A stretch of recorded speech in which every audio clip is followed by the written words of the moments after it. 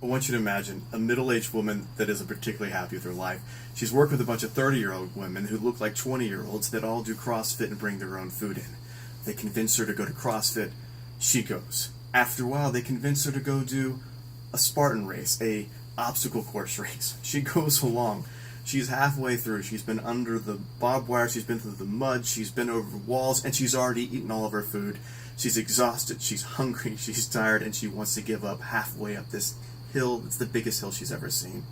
She's holding onto a tree for dear life, and she turns around and she looks back, and she sees a really handsome man.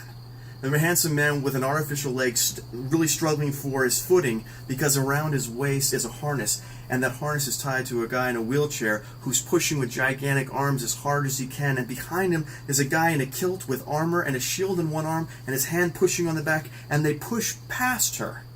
She grabs a guy in the matching shirt and says, "Who are you?" He says, "Well, I'm Blind Pete." "Who are you guys?" "We're More Heart Than Scars." She goes, "Well, can I go with you?" Blind Pete says, "Can you keep up with the wheelchair?" She catches her breath. Yes, she can, and she follows. She follows them to the finish. Then she goes home and she follows them on Facebook. She breaks up with a crappy boyfriend. She loses 40 pounds. She signs up for her next race, and she helps pull the chair.